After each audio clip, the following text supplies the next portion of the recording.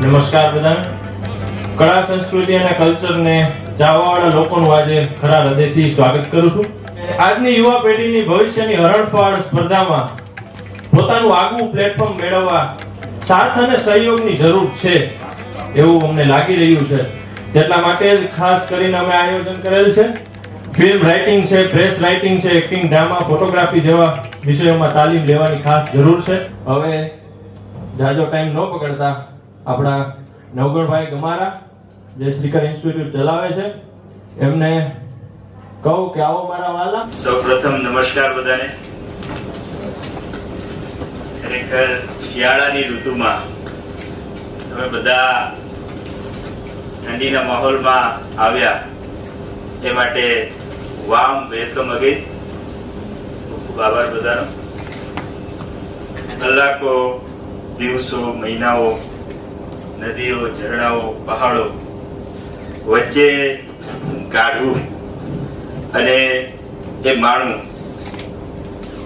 એ અમારા લોહીમાં છે. ખરેખર આર્ટને સમજવી, આર્ટને રજૂ કરવી, અહીંયા સુધી આપણે બધા પાવરફુલ છીએ, પણ આર્ટને કરિયર સાથે કનેક્ટ કરવી એ આજનો યક્ષ પ્રશ્ન છે. કલાકારનું કોઈ ફ્યુચર નથી. કલાકાર એટલે ઇમ્પ્રેક્ટિકલ માણસ. કલાકાર એટલે છેતરાવાની ટેગ લઈને ફરવા વાળો સમાજનો બુદ્ધુ માણસ. આર્ટિસ્ટ એટલે એની સાથે કોઈ પણ રમી જાય અને આર્ટિસ્ટ પણ એવો સક્ષમ કે ગમે તેટલું નુકસાન ખમી જાય. આ આર્ટિસ્ટ ને પણ ચૂલા ચોકા હોય છે, ફેમિલી હોય છે, કુટુંબ હોય છે, ઇન્ટુ બ્રેકેટ કેરિયર હોય છે, પણ એના કેરિયર માટે ઘણા બધા બેરિયર હોય છે. ક્યારેય કોઈ માણસ કલાકાર વિશે વિચારતો જ નથી. સાહેબે શરૂઆતમાં કીધું ને કે ઘણી બધી પ્રોસેસ હોય પછી તમને પ્રોફેશનલી વર્ક મળે, પણ એમાં આપણા રાજકોટને તો મને લાગે છે પ્લેટફોર્મ જ નથી મળતું. સૌરાષ્ટ્રના છોકરાઓને મેં જોયા છે બોમ્બેની ગલીઓમાં વડાપાઉં ખાઈને ઓડિશન માટે ચપ્પલો ઘસતા. સાવ સાદા છોકરા હોય છે. અગેન એક વાત કરી દઉં, કલાકાર છે ને ઓરિજિનલિટીને માને. દંભ, દેખાડો, દાંભિકતા જેની અંદર ઘૂસી એને કલાકાર ગણતા જ નથી. વિશ્વનો પ્રખ્યાત લેખક શેક્સપિયર એવું કહે કે આ દુનિયા એક રંગમંચ છે, આપણે બધા આર્ટિસ્ટ છીએ, ઈશ્વરે આપેલો રોલ આપણે પ્લે કરવાનો છે. એ બધા રોલ આપણે પ્લે કરીએ જ છીએ, નેચરલી પ્લે કરીએ છીએ. છતાં પણ કરિયર એક્ટિંગ, ડ્રામામાં, ફિલ્મ મેકિંગમાં બનાવવાનું હોય ત્યારે કોઈ ઠોસ પદ્ધતિની જરૂર હોય છે. એ પદ્ધતિને અનુસરીએ તો ઇકોનોમિકલી સ્ટ્રોંગ બની શકે. એક પ્રશ્ન પૂછું છું, તમને બે ઓપ્શન આપવામાં આવે કે ચલો સંજયભાઈ તમને રોજના 2 લાખ રૂપિયા લેખે 30 દિવસના 60 લાખ રૂપિયા અમે આપીએ છીએ. This is first option. Second option એવો આપવામાં આવે કે બેન તમને 1 રૂપિયો આપવામાં આવશે, બીજા દિવસે ડબલ કરીને 2 રૂપિયા, ત્રીજા દિવસે 4 રૂપિયા, પછી 8, 16 અને 30 દિવસ સુધી આપવામાં આવશે. આમાંથી કયો ઓપ્શન પસંદ કરીશું આપણે? પહેલો કે બીજો? બીજો ઓપ્શન પસંદ કરવા વાળા મિત્રો ઊંચો હાથ કરે. પેલા જ કીધું કે કલાકાર દાંભિક ન હોય, ઈચ્છા હોય તો જ ઊંચો હાથ કરવાનો. પહેલો ઓપ્શન સિલેક્ટ કરવા વાળા મિત્રો ઊંચો હાથ કરે. ખરેખર ઊંચા થયેલા હાથ જોઈને એવું લાગે છે કે અહીંયા પણ લોકોનો વેરાગ લાગી ગયો છે. ઘણા એકમાં ઊંચા હાથ નથી કર્યા. અગેન કહી દઉં, ઘર પરિવાર જેવો સેમિનાર છે. શરમ અને સંકોચને આપણે સીમાડાઓ વટાવીને વાત કરવાની છે. રાજકોટને આવું પ્લેટફોર્મ મળે એ માટે તેને એક એક્ઝામ્પલ આપું છું કે જો તમને એક સાથે કોઈ 60 લાખ રૂપિયા આપી દે છે એ, અને કોઈ સારા ગણિતના માસ્ટર હશે એ ગણશે કે 1 રૂપિયા પછી 2, 3, 8, 10 જે થાય છે એ બંને રકમમાં ખાસો ફેર હોય છે. મારું ગણિત તો બહુ કાચું છે, પણ એકાદ વખત ગણી લેજો, બહુ સારી રકમ મળશે. એ બે વચ્ચેમાં ફરક શું છે? તો કે લોકો સેફટી માટે થઈને જોબ, બિઝનેસ અને અલગ અલગ વસ્તુઓ સિલેક્ટ કરે છે, અને એને રોકડીયો વ્યાપાર કરવો છે. આપણા રાજકોટની તાસીર આવે છે. મને તો ઘણીવાર થાય કે આપણે રાજકોટની આગળ રંગીલો શબ્દ લગાડ્યો શું કામ? રાજકોટ રંગીલું છે જ નહીં. મારો તો ખુલ્લો વિરોધ છે. કેમ કે અહીંયા કળાનો રંગ જ નથી, કળાકારો જ નથી. પ્રતીક ગાંધી સ્કેમમાં જોયો તો કોઈ રાજકોટનો છોકરો નથી, સૌરાષ્ટ્રનો છોકરો નથી. મલ્હાર ઠક્કરને જોઈએ તો આપણને ઉત્તર ગુજરાત જ યાદ આવે. આર્ટ માટે આપણે ઘડાયેલા નથી, ટેવાયેલા નથી, અને આર્ટનું કરિયર કદાચ આપણને પચતું નથી, અથવા આપણા સુધી આર્ટને કરિયરમાં કન્વર્ટ કરો એવી વાત લઈને કોઈ પહોંચતું નથી. આજે આપણો પ્રયત્ન છે. મીડિયા અને આર્ટ આ બે ફિલ્ડ એવા છે એ તમને મૂડી મલ્ટીપ્લાય કરીને લાસ્ટમાં જલસો કરાવશે. બચ્ચન બાબુની બાયોગ્રાફી ચેક કરો તો ખબર પડે એ માણસ અવાજના લીધે અનેક વાર રિજેક્ટ થયા છે. હરિવંશરાય બચ્ચન એવું કહેતા, કવિ હોય ને કપિલ જોશી જેવા, એ સ્ટ્રીક પર્સન હોય, એટલે એવું કહેતા કે આ મારો ઉઠિયાણ છોકરો છે, અને કવિતાઓ નથી આવડતી, આ મારા જેવું લખતો નથી, આ મધુશાલા અને માણી શકે એવો રસિક નથી. પણ એ રિજેક્ટ થતા થતા થતા થતા ક્યાં એનું સિલેક્શન થાય છે, અને ક્યારે કરિયર બની જાય છે, અને દુનિયામાં એનો અવાજ ગૂંજી જાય છે કે કચ્છ નહીં દેખા તો કુછ નહીં દેખા. આ દુનિયાને કચ્છ દેખાડે છે, ગીરના સાવત દેખાડે છે, એ લીટીઓ બોલવા વાળા અહીંયા કેમ નથી? મને ખબર છે આપણી અપેક્ષા થોડીક મોટી છે, પણ નીચા નિશાનની માફી ન હોય. નિશાન હંમેશા ઊંચું હોવું જોઈએ. આપણું નિશાન પણ એટલું ઊંચું કરીએ. કલાકારની એક અલગ દુનિયા હોય, એ જીવે, જાણે, માણે અને આગળ વધે. એની પાસે આશાની પાંખો હોય, એ ઉડે, કૂદે, નાચે, દુનિયાની દાંભિકતાને ચોપડી મારીને આગળ વધે. ક્યારેય કોઈની પરવા કર્યા વગર ઘણા બધા સામાજિક કલંકોને માથે લઈને પણ એ પોતાની ગતિને રોકાવા નથી દેતો. કલાકારો પર જેટલા કાળા ધબ્બા લાગે છે, એ ધબ્બા ધોળા જબ્બાવાળા પર શું બિહાઇન્ડ સીન નથી લાગેલા? ક્યારેક વિચાર કરીએ.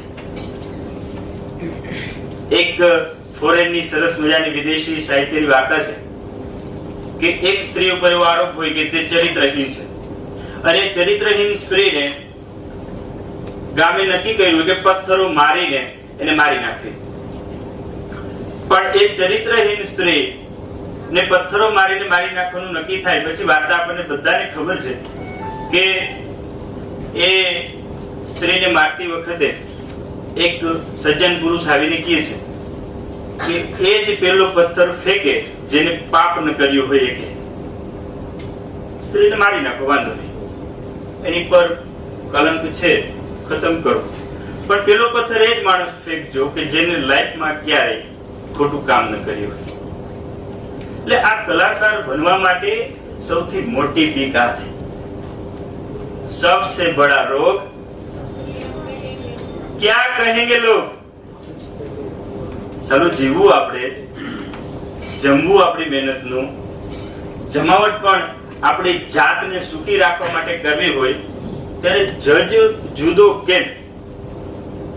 કોઈ બીજો જજમેન્ટ આપે કે કપિલ તો સારો, આવા સર્ટિફિકેટની પરંપરા તો ગ્રીક ને યુરોપમાં ઘણી જૂની હતી.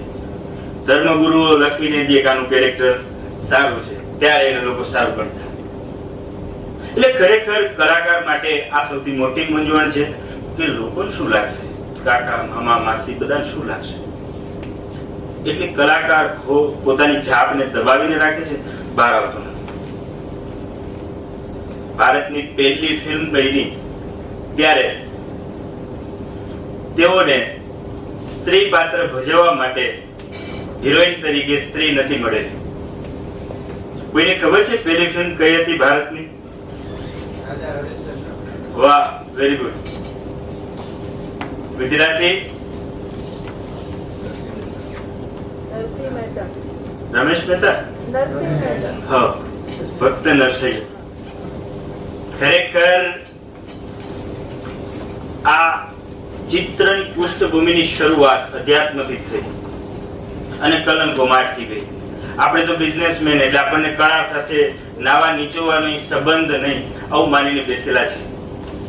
કહેવાનો મારો મતલબ એ છે કે કળાને જાણીએ, માણીએ, જીવન સાથે ભણીએ અને કરિયરને એમાં આગળ વધારીએ. એ કરિયર આગળ વધારવા માટે ઘણા બધા ઓપ્શન છે. આજે આપણે ચારેક વાતો કરશું. સૌથી પહેલા આ ફિલ્ડમાં કરિયર બનાવવા માટે થઈને સૌને ગમતો સબ્જેક્ટ ફિલ્મો છે. હ્યુમન કેથાર્સિસ ને રિપ્રેઝેન્ટ કરવાનું સુપર પ્લેટફોર્મ. આપણાથી સૂકો પાપડ ન ભાંગે પણ આપણો હીરો હાથ પછાડીને ધરતી ધ્રુજાવે એ આપણને ગમે. આપણા ક્રશને આપણે કોઈ દિવસ ક્રોસ નજરે પણ ન જોઈ શકતા હોઈએ અને રશ્મિકા મંદાનાનો અયો સ્વામી એ ચસ્કો ચડે જ બધાને. મેં ઝુકેગા નહીં સાલા. બધાની હેરસ્ટાઈલ વ્યવસ્થિત છે, કોઈની દાઢી એટલી અસ્તવ્યસ્ત નથી, એટીટ્યુડ થી ચાલવાની પણ કોઈને જરૂર નથી. છતાં પણ ફિલ્મો સમાજની ગુરુ છે. મહારાષ્ટ્રના બહુ પ્રખર અને તટસ્થ વ્યક્તિએ 8 ગુરુ સંસ્થાઓ કીધી છે. એમાંથી સિનેમાને પણ અષ્ટગુરુ સંસ્થાનો એક ભાગ ગણ્યો છે. ખરેખર ગુરુ સંસ્થા એટલે જેમાંથી તમને જીવન જીવવાના પાઠ મળે છે. આપણું બોલવું, ચાલવું, પહેરવું, ઓઢવું, ખાવું, પીવું, ફેશન સાથે ભણાવવું, આ બધું સિનેમા શીખવાડે છે. ડિજિટલ માં છે બધા. સગી માનું ન માને એ છોકરીઓ કદાચ ફિલ્મની હિરોઈનો પૂરા કપડા પહેરવાનું કહેશે તો પહેરશે. મને તો ઇન્ડિયન લેડીના પોશાક વિશે એક મેક્સિકોના મેડમે બહુ મસ્ત ટોન્ટ મારી દીધો. એને એવું કીધું કે ઇન્ડિયન્સ આર ઇડિયટ્સ. ઊંધું છે બધા. અમે લોકો ઠંડીથી બચવા જીન્સ પહેરીએ છીએ, તમે તમારી જાતને ફેશન તરીકે જીન્સ સાથે જોડી દો છો. આગ્રાનો તાજમહેલ જોતા જોતા એમની સાથે મારે વાત થઈ એટલે એમને કીધું કે સર ચેક કરી લેજો, જેટલા ફોરેનર છે ને એમાંથી કોઈ જીન્સ નહીં પહેર્યા. સાડીઓ, ચણિયાચોળી, ઇન્ડિયન પરિધાન, અમુક લોકો તો ભારતીય દુલ્હા દુલ્હનનો વેશ પહેરીને ગેલા થયેલા જોયા. ત્યાં કાઉન્ટર પર પૂછ્યું કે ભાઈ કેટલા લોકો આવ્યા હશે? તો 4-5 હજાર લોકો અહીંયા આવે, પણ બધાને ઇન્ડિયન કપડા ગમતા હોય છે. એ જે છે એ શીખવા જેવી બધી વાતો છે. વિષયનું વિષયાંતર ન થઈ જાય એટલે આપણે ફિલ્મ સ્ક્રિપ્ટ રાઇટિંગ આના ઉપર ચાલીએ. ફિલ્મો લખતી વખતે તેનું સર્જનનું પહેલું બીજ લેખકના દિમાગમાં રોપાય છે. લેખક કંઈક કલ્પના કરે છે, એક કલ્પનાને રોપે છે, સમયે સમયે એની ઉપર જરૂરી એવા બધા ખાતરો અને પોષણો થોપે છે, અને પછી એ બધી જ પ્રક્રિયા પૂરી થયા પછી આપણી સામે સ્ક્રિપ્ટ રૂપી વૃક્ષ ખડાઈને ઊભું થાય છે. તમારી લાઈફ સાથે બનતા પ્રસંગોને તમે કલ્પનાનો રંગ પૂરો એટલે એ બ્યુટીફુલ બટરફ્લાય બને છે, અને એ બટરફ્લાય પ્રોડ્યુસર અને ડિરેક્ટરના કાળજાને ટચ કરી જાય, હાર્ટને ટચ કરી જાય, પછી એને ફિલ્મનું સ્વરૂપ મળે છે, અને બટરફ્લાય આખી દુનિયામાં ઉડે છે. અને પછી એની અંદરના સંવાદો અયો સામેને ઝૂકેગા નહીં એ બધાની જીભે ચડી જાય છે. વિચારો, જે યંગ બોયઝ પોતાના પપ્પાનું પણ નથી માનતા એ બધા માનું માને છે, સિનેમાનું માને છે. આપણી યંગ જનરેશન સિનેમાને સીના પર લગાવીને ચાલે છે એમ કહીએ તો પણ ખોટું નથી. બાળપણમાં મને એક અનુભવ થયો, એ અનુભવને મેં કલ્પનાથી જોડ્યો અને એમાંથી મને સ્ક્રિપ્ટ મળી. આવા બધાના અનુભવ હોય. હું ભરવાડ જ્ઞાતિમાંથી આવું છું એટલે અમારો પારંપરિક વ્યવસાય પશુપાલનનો હોય. સન્ડે હતો,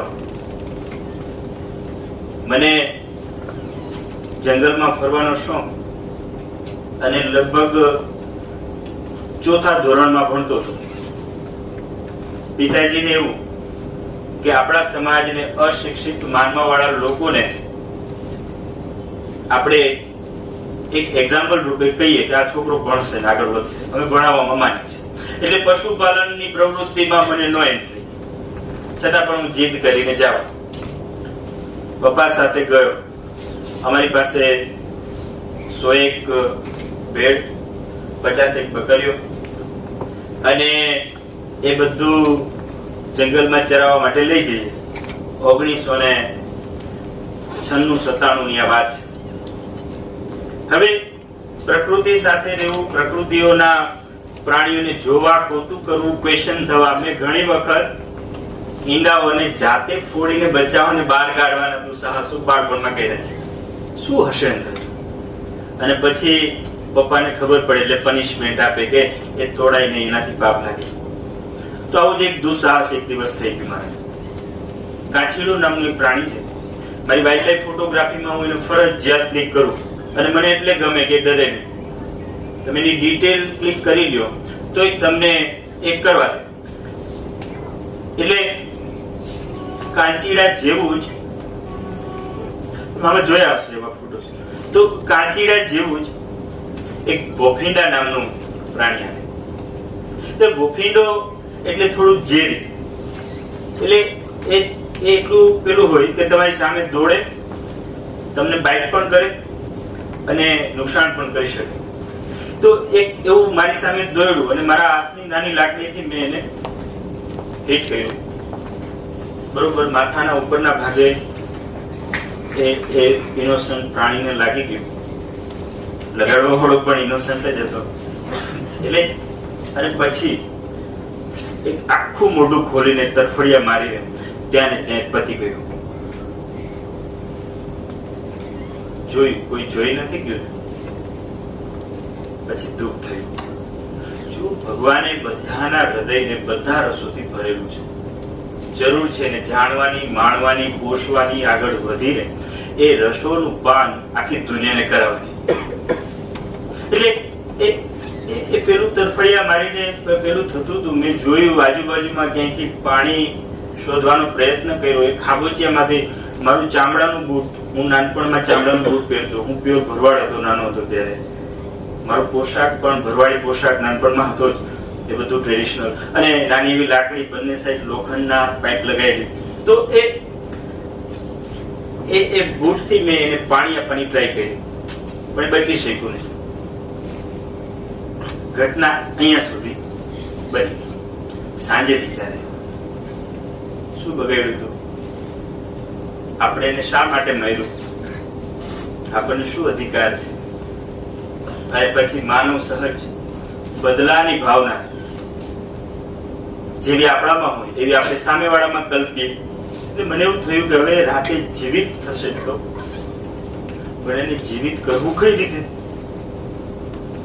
ક્રિએટિવિટી અને કલ્પનાને કોઈ જ લિમિટ નથી હોતી.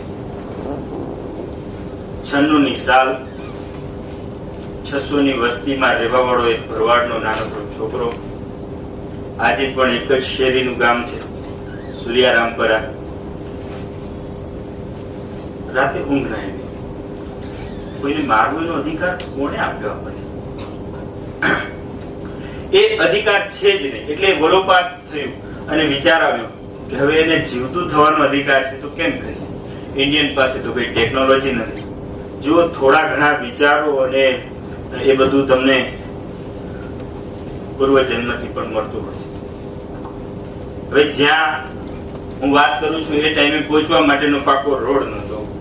એ ગામના છોકરાને હોલીવુડની કલ્પના પણ ન હોય, પણ રોજે રાતે 8 વાગે ઉપરથી એક એરોપ્લેન નીકળે ગામની ઉપરથી. એના આધારે અમે લોકો સમય નક્કી કરી કે એરોપ્લેન ઉપરથી નીકળે છે મતલબ 8 વાગે છે, લાઈટ જતી રહે છે મતલબ 8:30 વાગે છે. અમે નાના ટેણિયાઓએ કંઈક નક્કી પણ કરેલું કે આપણે જેમ વાળું કરવા બેસીએ એમ લાઈટ પણ વાળું કરવા જાય છે, પછી 15-20 મિનિટ આવી જાય છે. આ પરિસ્થિતિ ઉત્તર પ્રદેશ, બિહાર, મધ્યપ્રદેશ, મહારાષ્ટ્રનો ઘણો વિસ્તાર એની આજે પણ છે. તો એ બધું વિચાર્યા પછી શું થયું કે હવે એને જીવતું કરવા માટે પેલું 8 વાગે પ્લેન નીકળે છે, એમાંથી કઈ વૈજ્ઞાનિકોએ બનાવેલું કેમિકલ્સ, પેલું પ્લેન છે એ ક્રેશ થાય, જેમાંથી ઢોળાય અને પેલા બોફીના ઉપર પડે અને પછી એ કેમિકલ્સ નું સંશોધન જેને કર્યું હોય એને એવું કર્યું હોય કે નાની વસ્તુને જાયન્ટ બનાવી દે. તો ક્યાં જોયું તું, ક્યારે જોયું તું, કઈ ખબર નહીં. આ કલ્પના એટલે એ જાયન્ટ બની જાય અને પછી આવે ધમ ધમ કરતું મારા ઘરના પછવાડે નોક નોક બહાર નીકળ, હું તારી સાથે બદલું. અને એ ટાઈમે વાર્તા લખી અને ગડબડ અક્ષરમાં એક જગ્યાએ રાખી દીધી. એ ધીરે ધીરે ધીરે આવી વાતોને તમે સ્ટોરીને તમે ફિલ્મનું સ્વરૂપ આપી શકો. રાજમૌલીનું બાહુબલી વિશે તમે જુઓ તો આવી જ વાર્તાઓ હશે. ક્યારેક ને ક્યારેક, ક્યાંક ને ક્યાંક, કંઈક ને કંઈક સાંભળ્યું હશે. મારો એક મિત્ર છે, તો એમના મેરેજમાં અમે ગયા. મંડપ નીચે બધું મસ્ત ચાલતું હતું, બ્રાહ્મણોના શ્લોક, લોકો પોતાના શૃંગાર રસ ને ફલાણું પેલું બધું બતાવતા હતા. પણ થોડી વારમાં કઈ ઝઘડો થયો એવું દેખાણું એટલે ત્યાં ગયા તો વાતની પેલી એ હતી કે એક પક્ષ તરફથી કઈ ખોટું બોલવામાં આવ્યું કે અમારે રાજકોટમાં મોટું મકાન જેવું નાનકડું ખોટું બોલવામાં આવ્યું. એટલે મંડપમાંથી બધા ઉભા થઈને જતા રહેવાનો પ્રયત્ન કરતા હતા.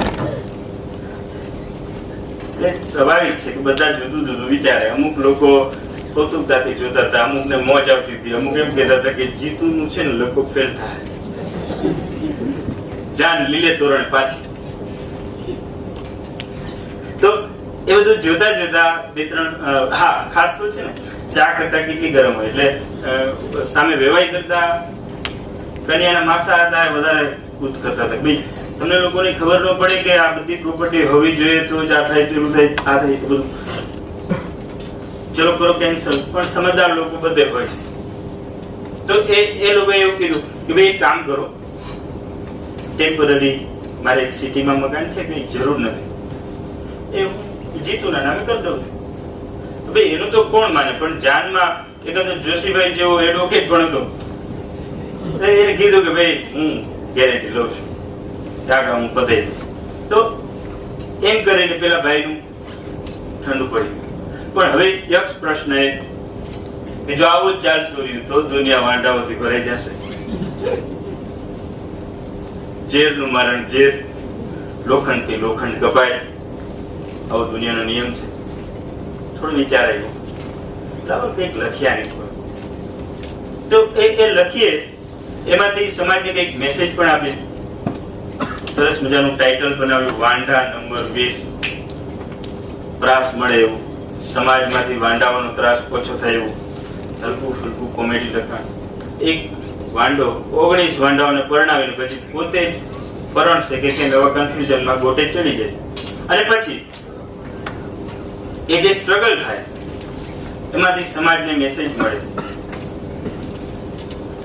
કે લગ્ન સંબંધમાં ટર્મ્સ ને કન્ડિશન ન હોવી જોઈએ.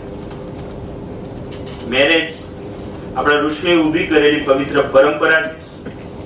તો એમાં તમે ભૂદેવને ન કહી શકો 500 રૂપિયા વધારે લઈ લે, અડધો કલાક પહેલું પતાવ. યાજ્ઞવલ્ક્ય નામના ઋષિઓએ માનસ શાસ્ત્રનો અભ્યાસ કરીને શુક્લ યજુર્વેદની વાજસેનીય શાખા ઊભી કરી અને એમાં લગ્ન સંસ્કારનું પ્રાવધાન બનાવ્યું. વેલ્ડિંગ કરવા વાળાને ખબર હોય કે કઈ રીતે ટાંકો મારીએ તો કનેક્શન વધારે ગાઢ બને. તો એ કનેક્શન ગાઢ બનાવવાના બધા ફંડા આપણા મંત્રોમાં છે. હા, કોઈ સાચું બોલે છે, ખોટું બોલે છે, આગું બોલે છે, પાછું બોલે છે, બધા પછીના પ્રશ્નો છે. મૂળ જે વ્યવસ્થા ઊભી કરી એ શુદ્ધ હતી, બગાડવા વાળા આપણે હોઈ શકીએ. તો એ જોઈન્ટ કરવાની સિસ્ટમને ખતમ થતી જોવી અને એમાંય આપણને જ્યારે જે સમાજમાં રહેતા હોય ત્યાં એ પ્રશ્ન નડતરરૂપ થાય અને જોવો, તે બહુ ખરાબ બાબત કહેવાય. એટલે એ વ્યવસ્થાની સામે આ લોકો છે એ જજુમે અને નવી પદ્ધતિથી એ ટર્મ્સ ને કન્ડિશન વાળો ક્વેશ્ચન કેન્સલ કરે અને છેલ્લે હીર અને મનન બે યંગ જનરેશનને મસ્ત મેસેજ આપે કે ભાઈ સાથે મળીને ઘણું બધું થઈ શકે. હીર છે એ માનવ સંવેદના નામનો એનજીઓ ચલાવતી હોય છે. એ પણ અમારી કલ્પના કરેલી ત્યારે આવું માનવ સંવેદના જેવું કઈ હતું નહીં. હવે 2 વર્ષ પહેલા રજીસ્ટર કરાવી બધું કર્યું. છોટુભાઈ તમારા ગાંડાને જોઈને ગાંડો થયો માણસ, એટલે એને સાથે લઈને વીરેનભાઈ ફાંગલિયા અને ઘણા બધા લોકો. તો એની સંચાલક એક લેડીની કલ્પના લઈ અને આ રીતના એ લખી નાખી. આ રીતે લખાય છે. વાર્તાઓ છે એને ઘડો, વાવો, ખાતર પાણી આપો અને ઉછેરો. હવે આપણે એક ડેમો જોઈએ.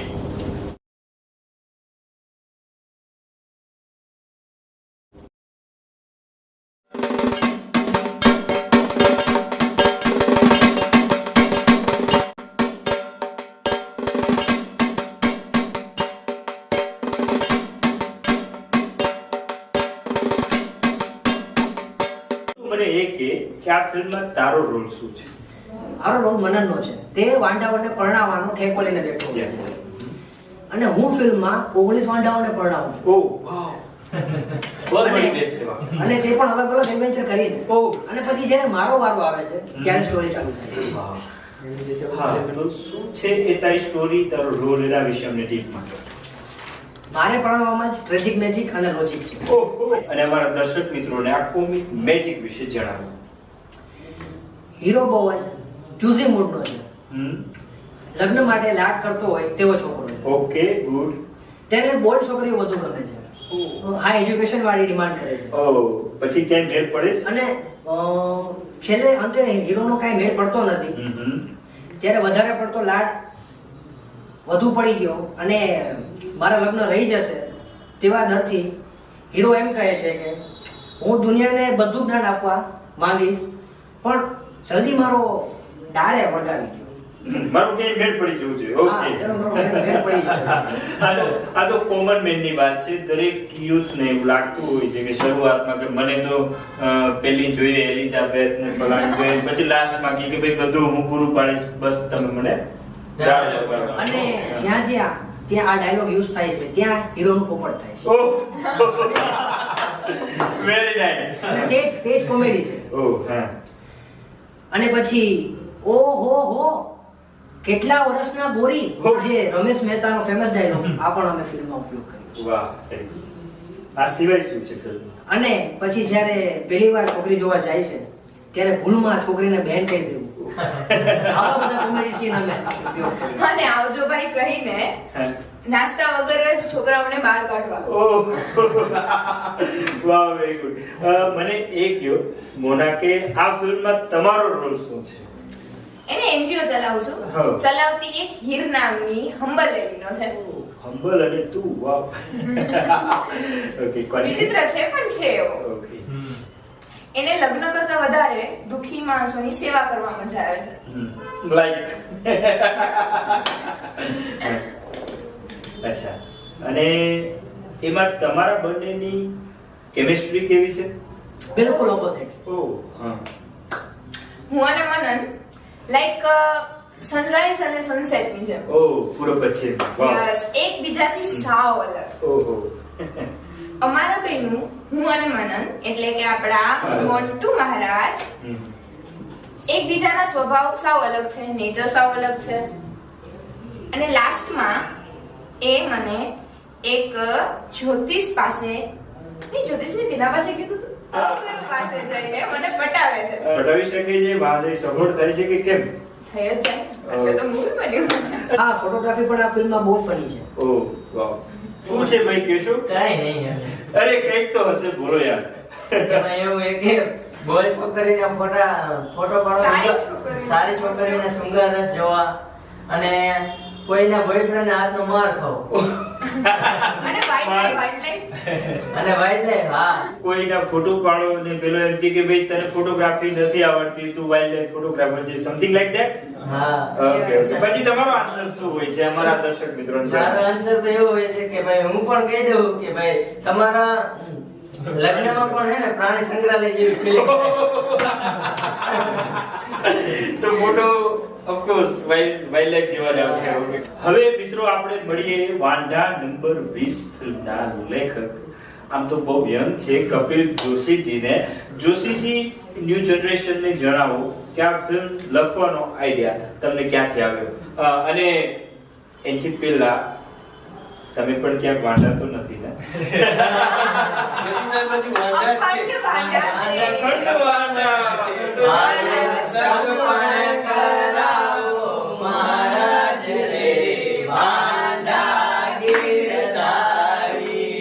વાહ વાહ. વાહ ક્યાં વાત છે. વાંઢા અને ગીરધારી. પેલા ગીરધારી તો આઈ થિંક અષ્ટપટરાણીઓ હતી. હવે આ આપણે એક પણ નથી. ઓ માય ગોડ, મીન્સ પક્કડ ગીરધારી. પાક્કો ગીરધારી, પાક્કો ગુજરાતી. ઓકે જોશીજી, આજકાલ લોકોને ફિલ્મ લખવા માટે થઈને ઇન્સ્પિરેશન જોતું હોય છે, તો આ ફિલ્મ લખવા માટેના આઈડિયા તમને ક્યાંથી આવ્યા? ફિલ્મ કઈ રીતે લખી અને ફિલ્મમાં શું કહેવા માંગો છો યંગ જનરેશનને જણાવો. એટલે તો એ કહું કે હું વાંઢો જ છું અને એમાં વાંઢા રહેવામાં ઘણા ફાયદા પણ છે. એટલે અમે એકવાર જેતપુરમાં મારા અંગત મિત્ર જ છે, જીતુ પટેલ કરીને, એમના અમે લગ્નમાં ગયા અને અમે બધા મિત્રો સાથે હતા અને દૂરથી જોયું તો માંડવા પાસે કઈક અગવડ થઈ એટલે અમે બધા દોડીને ગયા, કીધું આ થયું શું, કઈક ગંભીર મુદ્દો હતો અને લગ્ન તૂટી જાય એ સુધીનો ગંભીર મુદ્દો હતો. એટલે પછી અમે ખબર પડી કે ત્યાં તો વાત મળી કે અમારો જે જીતુ પટેલ છે મિત્ર, એમણે એવું ખોટું બોલ્યું કે અમારા રાજકોટમાં મોટું મકાન છે એવું નાનકડું ખોટું બોલ્યું. મોટું મકાન વોટ કોમે નહીં એવું નાનું જેવું બોલ્યું. એટલે પછી એમાં એક એના માસા ગુસ્સે થઈ જાય છે. એટલે હીરો મતલબ વરરાજા કન્યા પક્ષ તરફ એના માસા ગુસ્સે થઈ જાય છે. પછી આમ જીતુ પટેલ ના કાકા છે તે બહુ સમજદાર વ્યક્તિ, એમણે કીધું કે હું મારું મકાન જીતુ પટેલ ના નામે કરી દઈશ. અને એક એમાં પક્ષમાં અમારા પક્ષમાં કન્યા વર પક્ષમાં એક વકીલ પણ છે, એટલે એ કે એની નામ કરાવી દેવાની જવાબદારી મારી. અને જીતુભાઈ તે કારણે બરાબર મતલબ મને ઠેકાણે પડી ગયો. હવે યંગ જનરેશન ને ક્વેશ્ચન એ છે કે લખે છે તો ઘણું બધું, પણ એ લખેલું ડાયરેક્ટર સુધી કઈ રીતે પહોંચાડવું અને ખાસ તમારું લખાણ, તમારી સ્ટોરી ડાયરેક્ટર સુધી કેવી રીતે પહોંચી, એ અમારા યંગ જનરેશન ને અને દર્શક મિત્રોને જણાવો. અમે એક ફેસ્ટિવલમાં મળેલા અને ત્યાં બરોબર વાત થઈ, મારા સિનોપ્સિસ ને એ બધું એમણે સાંભળ્યું, થોડી ઘણી મેં તત્કાલ રજૂ કર્યા એ સાંભળ્યું અને એમને પણ ગમ્યું, એટલે પછી વાત થઈ અને પછી ફિલ્મ બનાવી. તમે સ્ક્રિપ્ટના રાઇટ્સ લીધા છે કે નહીં એ પૂછેલું હતું. અચ્છા, અને મેં રાઇટ્સ લીધા. હવે રાઈટ હા સર રાઈટના રાઈટ નથી લીધા તો સ્ક્રિપ્ટ ક્યાંથી લે? અખંડ કાંડો મળે અરે ખરેખર મને funny after good reaction to એ કયો પછી મને એક્ચ્યુઅલી કઈ ખબર જ નહોતી કે આવું કઈ. વાહ વાહ મહાન માનવી વાહ. રાઈટ શું છે ખબર નથી મને રાઇટર બની ગયા. અને રાઈટર બની ગયા. વાવ. ઓકે ઓકે કોમેડી લખું જ છું એટલા માટે, કારણ કે શરૂઆત જ કોમેડી છે. Good good. ના ના, પછી તો સરે રાઇટર્સના એસોસિએશનમાં પછી પોતે રજીસ્ટર કરાવી સાહેબની સલાહ મુજબ એસોસિએશનમાં હું મારી મેમ્બર બન્યો અને પછી સ્ક્રિપ્ટ રજીસ્ટ્રેશન કરાવ્યું. અચ્છા. એક મસ્ત મજાનું સુપર ચોકલેટી સવાલ. આમ તો માણસોને બધા વિટામિન મળે છે અને જિંદગી ચાલે છે, એક વિટામિન ઘટે એટલે જિંદગી ઘોડે ચડી જાય અને વિટામિન એમ છે. તો આ પ્રોજેક્ટ માટે અમે તમને પૂછીએ છીએ કે તમને વિટામિન એમ એટલે કે આ પ્રોજેક્ટ માટે તમને શું રકમ મળી, એ અમારી યંગ જનરેશન જણાવો.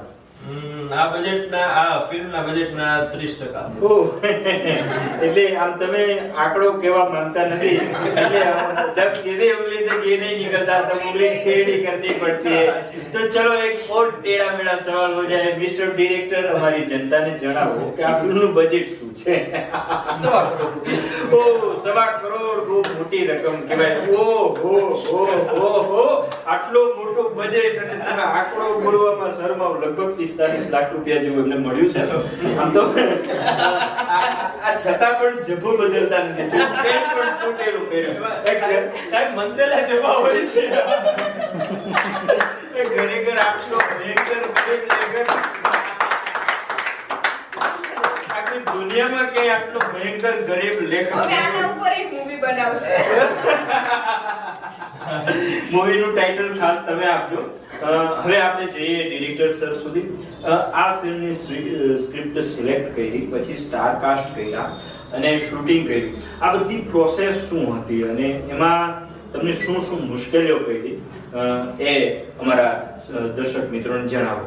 સૌથી પહેલા જ્યારે અમે સ્ક્રિપ્ટ સિલેક્ટ કરીને ત્યારે સૌથી પહેલો વિચાર કર્યો હતો કે અમે મલ્હાર ઠક્કરને સાઈન કરીએ. પછી અમે આ પેલો છેલ્લા દિવસ વાળો. હા એ જ. હા. પછી અમે મનનને મળ્યા હતા એક શૂટિંગ દરમિયાન. તો અમારા પ્રોડ્યુસરના કઈ સજેશન હશે ને? હા, એમના એક હતું કે ન્યુ કમર્સને ચાન્સ આપવો જોઈએ. એ કયું પ્રોડક્શન છે ખાસ અમારી જનતાને જણાવો. SFP. અચ્છા, હા, Shrikar film production. Shrikar film production. હા. બહુ સારું પ્રોડક્શન છે. રાજકોટમાં આ પ્રોડક્શનનું એટલું મોટું નામ છે કે ક્યાંય રાખવા માટે જગ્યા નથી. એટલે તમે આખા રાજકોટમાં ફરશો, આ પ્રોડક્શનના પોસ્ટર ક્યાંય જોવા નહીં મળે, કેમ કે રાજકોટ પાસે જગ્યા નથી ને. એટલે આને ક્યાંક હિમાલય ઉપર રાખવું જોઈએ. ખરેખર what a funny production. So mister અમારા પ્રોડ્યુસરની પણ ઈચ્છા હતી કે આપણે ન્યુ કમર્સને ચાન્સ આપીએ. તો અમે એટલે નવી કમર વાળાને ના એટલે કે આ ન્યુ જનરેશનને આપણે જે હા. તો અમે પછી મનનને એકવાર શૂટમાં અમે જોયેલું હતું. મનનનું જ્યાં શૂટિંગ ચાલતું ત્યાં અમે ગયા હતા. તો મોટો રોલ માટે અમે પછી મનનને સિલેક્ટ કર્યો. પછી મોનાને અમે એકવાર વેબ સિરીઝના શૂટિંગમાં મુલાકાત લીધી હતી. તો એને પણ અમે ઓકે કરી અને આ રીતે અમે સ્ટાર કાસ્ટ સિલેક્ટ કરી લીધી. ખાસ આર્ટિસ્ટ પાસે કામ લેવું બધા એવું કહેતા હોય છે કે બહુ કઠણ હોય છે. આ પ્રોજેક્ટમાં આર્ટિસ્ટ સાથે કામ કરવાનો તમારો એક્સપિરિયન્સ શેર કરો અને એ કેટલું હાર્ડ હતું, ખાસ એ કહો. આર્ટિસ્ટ છે ને બહુ મોડી હોય છે. અચ્છા, આની વાત કરતો મોટી છે અને જ્યારે કામ કરવાનું હોય ત્યારે બહુ હાર્ડ વર્ક કરે છે અને બહુ ગુડ પર્સન છે. તો હા, તો મહેનત પણ સારી કરે છે. તમે આ ખરેખર માહોલને ગંભીર બનાવી રહ્યા છો. અમારે એ જાણવું છે કે આ ફિલ્મનું શૂટ પૂરું કરતી વખતે બધાના એક્સપ્રેશન શું હતા, ખાસ તો તમારા આર્ટિસ્ટ પાસે તમે કામ લેતા ત્યારે એ લોકોના અને તમારા રિલેશન, એક્શન, રિએક્શન શું હતા? અમે ઘણી વાર સાંભળતા હોય કે ડિરેક્ટરે એક્ટરને માથામાં માઇક દાબી દીધું, તો આવું કઈ આમાં કીધું ખરું કે અમારું ફિલ્મ ક્યારે ટૂંકમાં આખું શૂટ પતી ગયું કઈ ખબર જ ના પડી. બહુ હસતા હસતા અને રમતા રમતા મારું શૂટિંગ થઈ ગયું હતું. Okay. જ્યારે ફિલ્મનું શૂટિંગ પૂરું થયું ત્યારે ઘણા લોકોની આંખમાં તો પાણી હતા. ઇમોશનલ થઈ ગયા હતા બધા ટૂંકમાં. એક પરિવાર જેવી ફિલિંગ થઈ ગઈ. ઇમોશનલ અને એક ફેમિલી હોય એ રીતે અમે બધા પેલી દીકરી સાસરે જતી હોય એવું કયું એડિશન અમે એને જોતા રોતા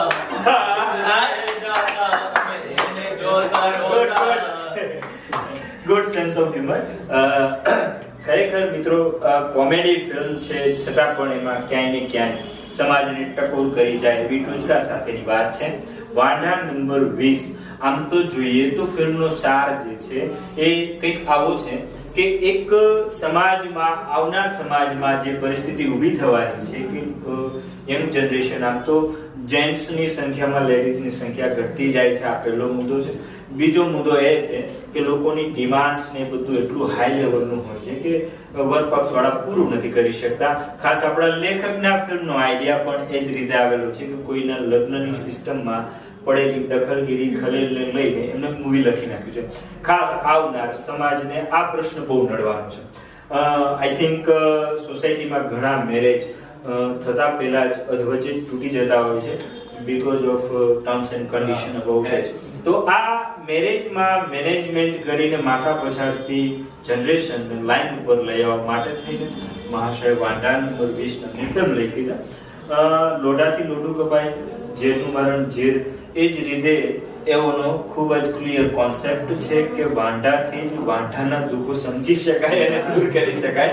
એટલે પોતે પણ અખંડ વાંઢા છે, નો ડાઉટ. અને દુનિયામાં મને લાગે છે કે જેવી રીતે ભગવાન પરશુરામે પૃથ્વી પરથી ક્ષત્રિયોનો નાશ કરી દીધો, લાગે છે આ મહાશય વિશ્વમાંથી વાંઢાઓને પૂરા કરી દેવાના છે. તો વાંઢા નંબર 20 તમે થિયેટરમાં જઈને જોજો. મોડર્ન ગુજરાતી ફિલ્મ છે, ન્યૂ સ્ટાર છે, એમને એપ્રિશિએશન મળે એ માટે પણ તમે લોકો સિનેમાઘરોમાં જજો. લેખકને, ડિરેક્ટરને, સાઇડ એક્ટરને બધાને, અને ખાસ યંગ જનરેશનને કંઈક હસતા હસતા મેસેજ મળે આ હેતુથી જજો. શ્રીકર મીડિયાની ઢોલીવુડ ધમાલ કાર્યક્રમમાં અમે આવા અલગ અલગ ન્યૂ કમર્સને, ન્યૂ ગુજરાતી ફિલ્મ મેકરને, ન્યૂ રાઇટરને મળતા હોઈએ છીએ. સારી ફિલ્મોની હંમેશા સમીક્ષા કરવાની ટ્રાય કરતા હોઈએ છીએ. આવી જ રીતે ફરી પાછા આવી જ સરસ મજાની ટીમને મળીશું. ત્યાં સુધી મને રજા આપશો. જય હિન્દ, જય ભારત. કે વાર્તાઓને લખવાની પદ્ધતિ શું હોય છે? ઐતિહાસિક પિક્ચરો બધા જુઓ છો? કેટલા લોકોને ઐતિહાસિક પિક્ચરો ગમે, હિસ્ટોરિકલ મૂવીઝ? એક બહુ સારા સજ્જન માણસે કીધું છે કે જે પ્રજા પોતાનો ઇતિહાસ ભૂલી જાય છે એનું અધપતન થાય છે. તો ઐતિહાસિક મૂલ્યોને જાળવી રાખવા અને સમાજને કઈ નવો મેસેજ આપવા અને પદ્માવત મૂવીનું જોહર જોયા પછી અને એની પહેલા પણ કાનડ જે પ્રબંધ વાંચ્યા પછી અને ધર્મેન્દ્રસિંહજી આર્ટ્સ કોલેજમાં અમે ઇતિહાસ ભણતા હતા એ વખતે પણ રુદ્રદામન ને એવા થોડા નાના મોટા ચિત્રો દોર્યા પછી બધી કલ્પનાઓ, અને 2004 એક રાજસ્થાનની શૈલીનું રજપૂતાણીનું પોપટ સાથે વાત કરતી હોય એવું ચિત્ર જોયા પછી બધા સંજોગોને ભેગા કરી અને ફિરોજા નામની એ મેં વાર્તા લખી. તો એ વાર્તાને શરૂ કરવી, ગ્રો કરવી, એની એક પદ્ધતિનું આપણે એક સેમ્પલ જોઈશું.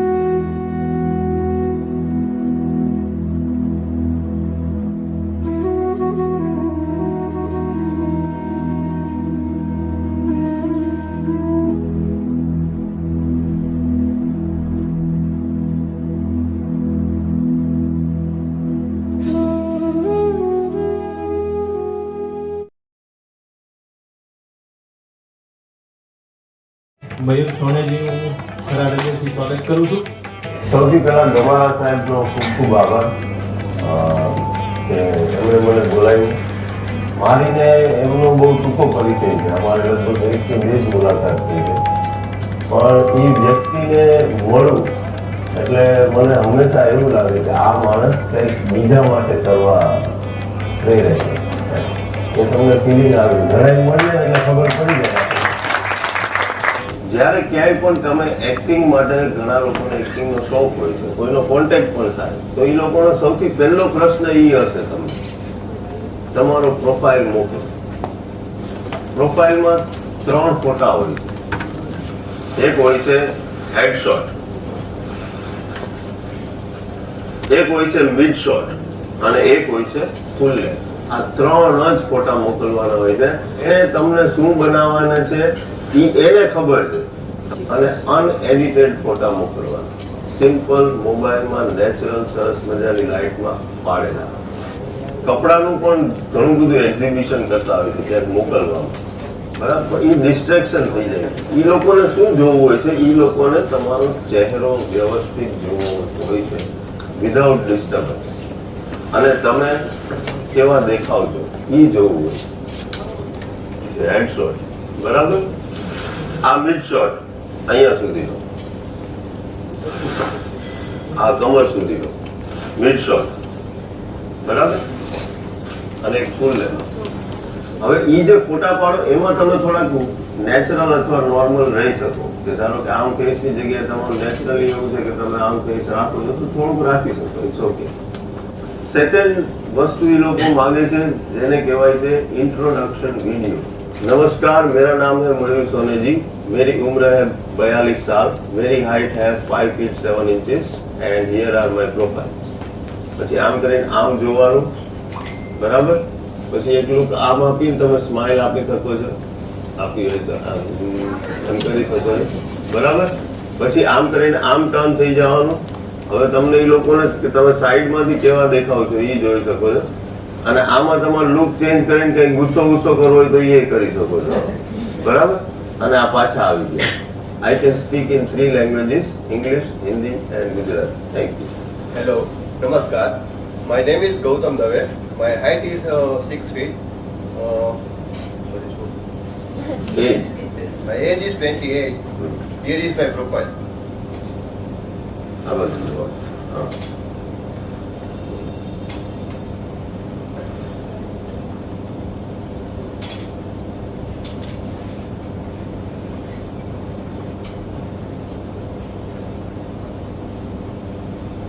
I am speaking 3 languages, Gujarati, Hindi and English.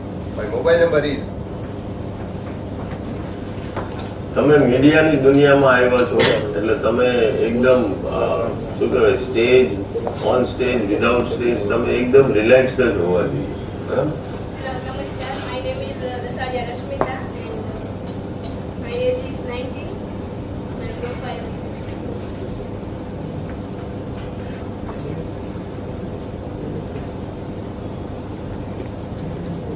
I speak in 3 languages, English, Hindi and Gujarati. Thank you. તો આપણને એક ઓપોર્ચ્યુનિટી મળે છે એનો પૂરેપૂરો વ્યવસ્થિત ઉપયોગ કરવો જરૂરી છે. મારા તરફથી તો આટલું જ હતું સાહેબ. તમારે કોઈને કંઈ પૂછવું હોય કે એવું કંઈ હોય તો. સર, ક્વેશ્ચન એવો છે કે ઘણા બધા આવી રીતના ઓડિશન્સ ને એવું બધું આવતું હોય છે કે ભાઈ એમાંથી સાચા ક્યાં છે અને સારા ક્યાં છે, એ કેવી રીતે આપણે ક્લિયર થઈ શકીએ? પ્રોડક્શન સારું છે, ડિરેક્ટર ને એ બધા સારા છે, કે એમાં જવા જેવું છે કે નહીં, કે પછી અત્યારે તો આપણે બધું મોકલી દઈએ પણ ત્યાં જઈએ તો એ રૂપીસ માંગે કે એવું કશું કંઈક ડિમાન્ડ કરે, એના માટે કંઈ ત્યારે પણ તમારી પાસે પૈસા માંગે એટલે સમજી જવાનું કે એ જગ્યા ખોટી. એક સિમ્પલ સર્ચ કરી શકો ગૂગલમાં, ટોપ 10 કાસ્ટિંગ ડાયરેક્ટર ઇન ઇન્ડિયા, એટલે તમને એનો ડેટાબેઝ મળી જશે. જાજો ટાઈમ નહીં લેતા આપણે રાજુભાઈ ઝુંઝાને ફ્રીલાન્સર જર્નાલિસ્ટ છે, એમને વિનંતી કરું કે આવો.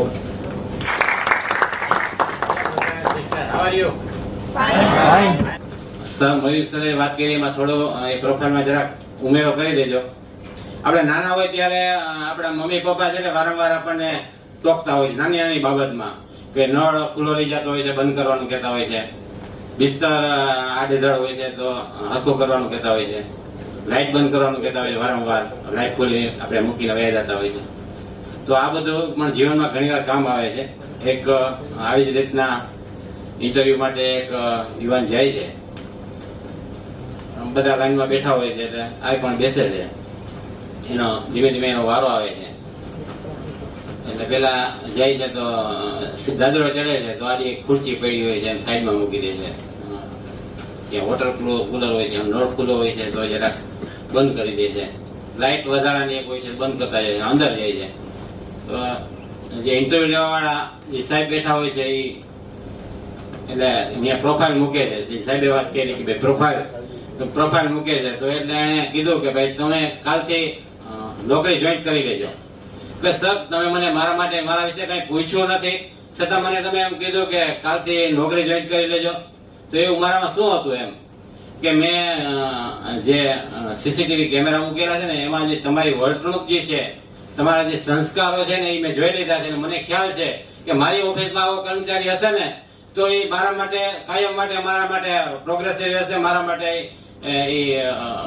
ઘણા ફાયદાકારક રહેશે. એટલે તમે કાલથી નોકરી જોઈન કરી લેજો. એટલે સાહેબે જે વાત કરી એમાં એક આ પ્રોફાઇલ પણ એડ કરી લેજો.